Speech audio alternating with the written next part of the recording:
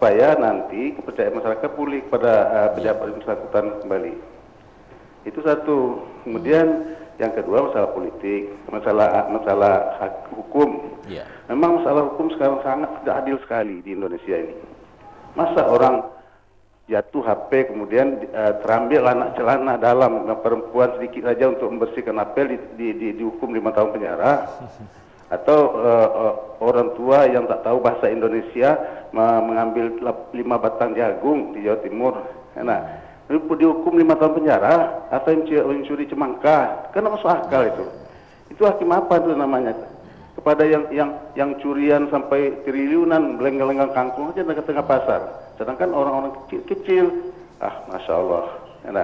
Jadi kami ingin mengungkapkan ini Pak Samsul Rizal kepada Pak Soto kan, supaya bagaimana mengkritik masalah hukum yang tidak adil sama sekali di Indonesia ini. Saya mengatakan bisa tidak adil sama sekali. Sebab saya dulu pernah disuruh oleh Pak Razi penataran 4 tingkat nasional di Pejambon Jakarta tahun 95. Waktu itu 3 bulan itu. Saya bisa mengusulkan kepada menggala-menggala itu, Pak, untuk adil hukum itu bagaimana? Ini saya bukan sangat ekstrim ke Islam, bukan.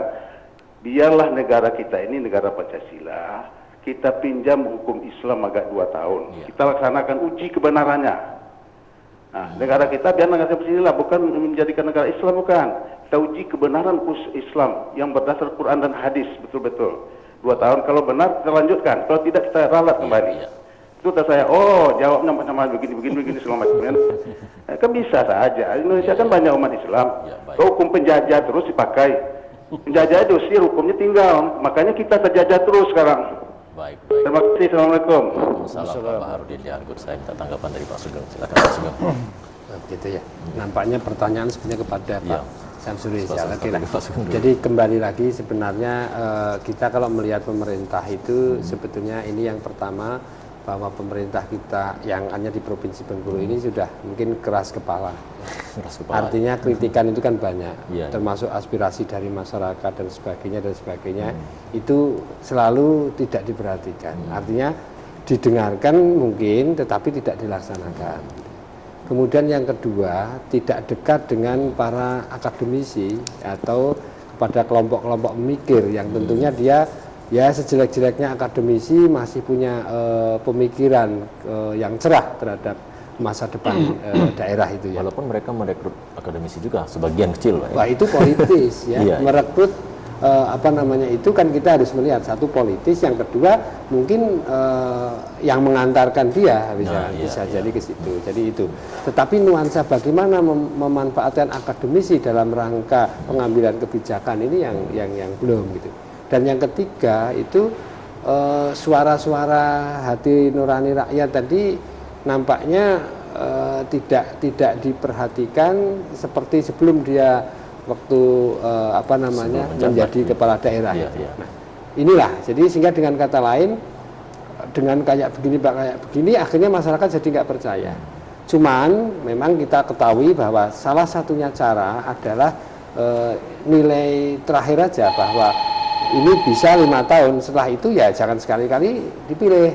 Cuman kan masyarakat lupa nanti sudah hari H, pragmatis, dikasih amplop lupa. Iya, Pak, ada penelpon sepertinya, Pak, kita terima dulu. Halo, selamat sore, Assalamualaikum. Halo, selamat sore, Pak. Ya, dengan siapa, Pak? Dengan Pak Soni, Pak. Pak Soni di mana, Pak Soni? Di Tanah Patok. Ya, silakan Pak Soni. Ini Pak, saya melihat tema sekarang ini kan tentang krisis kepercayaan terhadap pemerintah, Pak. Ya. Jadi kalau misalnya masyarakat sudah tidak percaya, ya sebaiknya ya pemimpin diganti gitu, Pak ya. Itu kalau kemauan kita.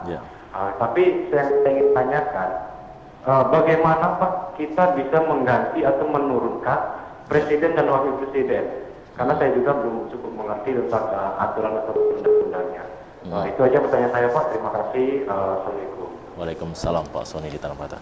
Ya, baik. Sebelum ke Pak Soni, ini Pak Samsul, saya minta pendapat mengenai Pak Baharudin tadi, mengenai hukum yang katanya tidak adil, kemudian janji-janji yang tidak ditepati. Bagaimana kalau menurut Pak Samsul Rizal, Pak? Iya, saya pikir harus kita akui. Tidak berarti bahwa udah kolab betul ya institusi penegakan hukum kita ini, tapi angka penyimpangan dan rasa ketidakadilan itu cukup meluas. Ya. Tidak berarti lembaga ini buruk-buruk betul. Cuman bahasa kita kalau boleh saya persentase menurut hemat saya rasanya belum sampai 70% jalan sebagaimana mestinya gitu. Nah, ini yang jadi problem.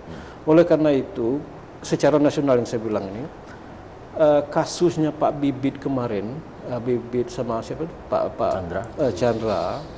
Ini saya berharap betul sebenarnya Presiden SBY itu memanfaatkan momen ini dengan sebaik-baiknya.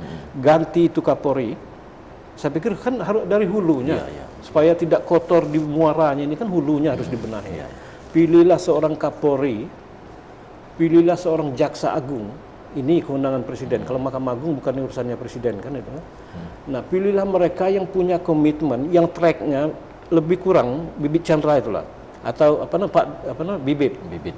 Mungkin si Chandra misalnya, mereka yang punya moral, punya integritas diri yang kuat, punya track di sektor kepolisian misalnya kalau di kepolisian itu bagus, suruhlah dia. Bahwa semacam kalau perlu tunggal SBY mengetes mereka, komitmen dia, tugas dia adalah membenahi jajaran kepolisian, sehingga nanti kalau kita ketemu Kapolri yang punya komitmen, akhlak yang bisa bagus, track record memimpin sebelum itu bagus, tugasnya adalah mengangkat baris krim dan apa-apa segala macam di situ adalah mereka yang sejalan dengan dia.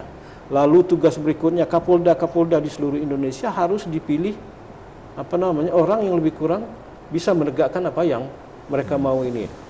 Kapolda juga nanti begitu juga ke Kapolres, begitu sampai ke terbawah. Kalau tidak dilakukan perubahan revolusioner seperti itu, iya di kepolisian, iya di Kejaksaan Agung, yakin saya ini mirip penyakit yang sudah komplikasi, sakit di mana-mana. Mestinya ini diamputasi, dibom yang ini, lepaskan yang ini, pasang yang baru. Tapi kan kacau negeri ini. Seburuk-buruknya apapun kejaksaan, seburuk-buruknya kepolisian, kita wajib punya itu.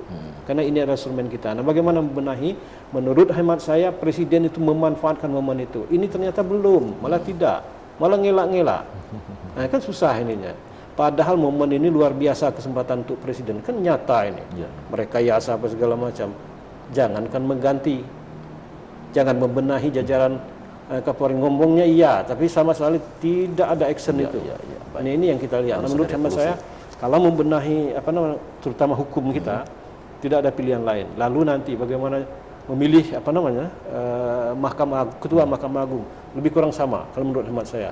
Bersihkan dari hulunya, insya Allah ke bawahnya juga bisa bersih. Di samping itu juga seorang presiden bukan hanya sekedar enak didengar bicara itu, tapi ada actionnya. Plan action itu harus action plan itu harus ada. Ini sama sekali tidak ada. Sekali lagi saya ingin mengatakan, saya tidak melihat di Republik ini entah itu presiden, entah itu menteri berusaha untuk membenahi birokrasi dengan benar sehingga bisa mengikuti perkembangan yang ada ini. Dan saya belum melihat di daerah ini ada beberapa belum, kalau nggak salah itu. Sejauh yang bisa saya amati, katakanlah ada, presentasinya sangat kecil, khususnya di Bengkulu ini. Saya tidak pernah ada dengar seorang gubernur berbicara bagaimana cara dia membenahi birokrasi. Salah melulu. Misalnya ngangkat orang yang tidak jelas ujung pangkalnya lalu jadi kepala dinas ini, kepala dinas. Ini kan rusak. Padahal inilah instrumen melaksanakan di seluruh sektor. Kan ini. Begitu juga seorang bupati. Mestinya mereka benahi betul birokrasinya dulu. Sebelum ini bisa dibenahi, tidak akan bisa melaksanakan visi, misi apa yang dimaui ini. Kenapa? Instrumennya ini tidak hanya cukup ngomong, tetapi actionnya itu dilakukan oleh dinas-dinas, badan atau lembaga itu. Nah, ini saya tidak melihat ada itu. Ya klop lah kita. Ya eksekutifnya begitu, lalu legislatifnya juga. Meskipun ada juga niatannya sekarang ini, menurut saya mudah-mudahan ke depan jadi lebih baik, ada indikasi kembali Pak Samsur Rizal. Baik, saudara, Anda masih kami undang untuk ikut berpartisipasi dalam dialog interaktif sore hari ini. Anda dapat menghubungi kami melalui pesawat telepon 0736-21541. Tema kita sore hari ini, kepercayaan publik ancam persatuan dan kesatuan. Namun sebelum itu mari kita saksikan dulu pariwara berikut ini. Kecil, mikro, dan menengah di Provinsi Bengkulu semakin terpinggirkan. Ingin mengembangkan usaha, tapi persoalan adalah modal. Untuk itu diperlukan sebuah lembaga penjamin kredit daerah. Proses perda yang dimaksud tadi tentang lembaga penjamin kredit daerah Tetapi tidak semua anggota DPR yang bisa ditekan. Sehingga dengan rapat kerja, apa yang dicapai oleh ini dia? Oh iya, Lain turun ke lapangan, gimana, setuju? Ya, saya setuju. Jadi sebenarnya ini artinya hal yang seperti ini memang harus dilakukan inter dewan. Demikian suara parlemen kita edisi hari ini. Sampai jumpa di edisi berikutnya. Saya Indah Teresia. Para pemirsa Televisi Republik Indonesia Bengkulu, Televisi Republik Indonesia Bengkulu akan menyiarkan secara langsung setiap hari Selasa berbagai cabang olahraga di Provinsi Bengkulu. Dari Perak, latihan-latihan terus berjalan.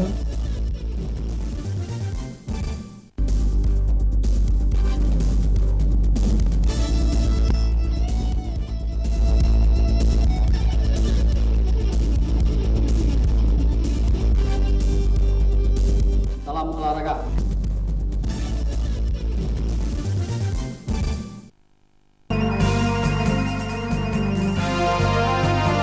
Akan dibagikan minggu depan. Bagaimana sejarahnya berdirinya Tugu ini? Rumah SAPI, satu rumah dinas pajak. Pemirsa, saat ini saya sedang berada di Benteng Suasako. Objek wisata Danau Mas Harum Bestari yang ada di Kota Curug.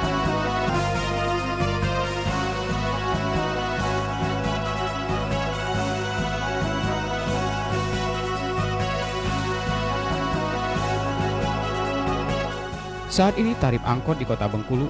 Selamat sore saudara, berita ramalan gempa besar akan menjadi bagian Bengkulu dalam berita hari ini.